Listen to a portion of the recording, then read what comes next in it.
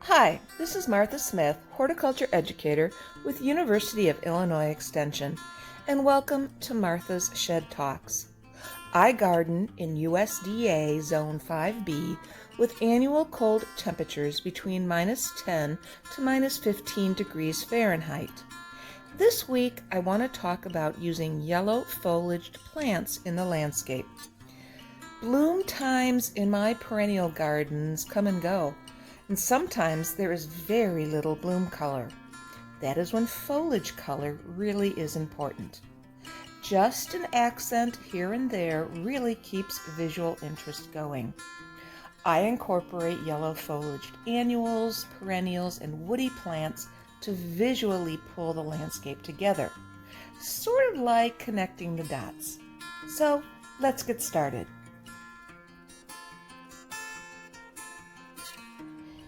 Yellow is the color of butter and sunshine and daffodils.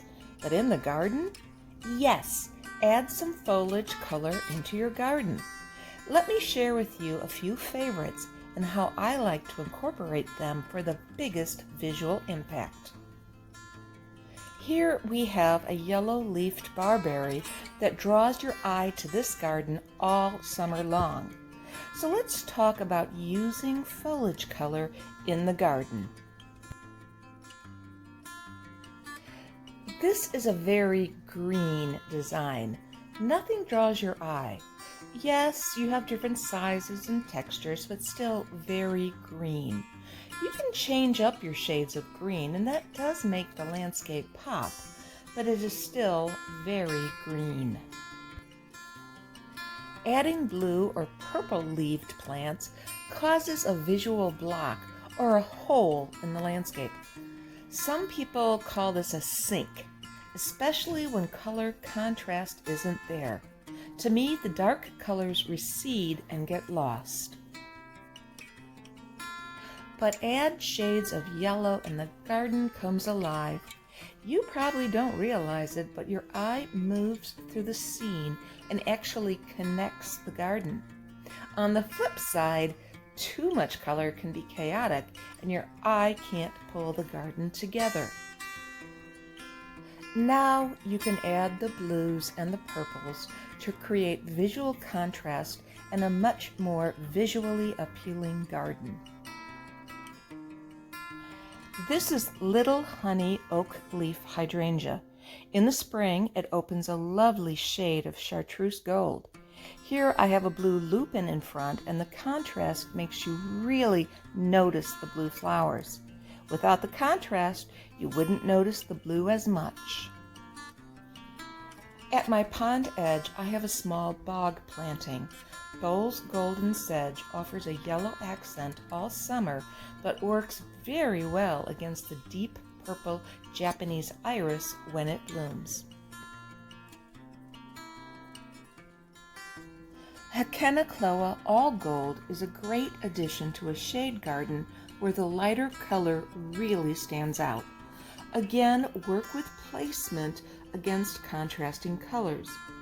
All Gold is different than the 2009 Perennial Plant of the Year, HAKONECHLOA macra aureola, which does have yellow foliage, but there's a green stripe down the center. Both do well in a shady area. This is one of my favorite yellow foliaged perennials. This is TRADESCANTIA blue and gold. It doesn't spread in my garden like some of the other spiderworts. It offers this great color, but wait! When it blooms, you can see it's its own color contrast. After blooming and with summer heat, the foliage can look tired. Just cut it all back to about 3 inches and new, fresh yellow foliage will reappear.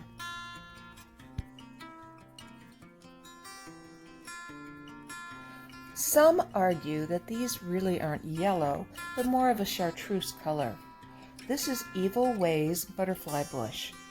Xanthophyll is a yellow pigment in the foliage. People often think of yellow foliage as a sign of some disease, but not always. Xanthophyll is a photosynthetic pigment, so in the sun we see more of a true yellow, while in the shade they take on more of a limey yellow. Either spot, they add great visual interest. Another great addition to a shade garden is DICENTRA Golden Heart. Simply beautiful foliage with a sharp color contrast with the pink bleeding heart flowers. This picture was taken on a beautiful clear day this past January.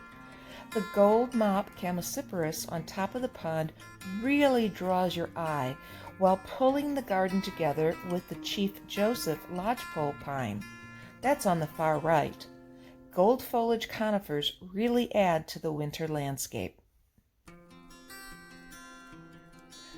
I will end today's shed talk with this beauty. This is the 2020 Perennial Plant of the Year, Aurelia cordata Sun King.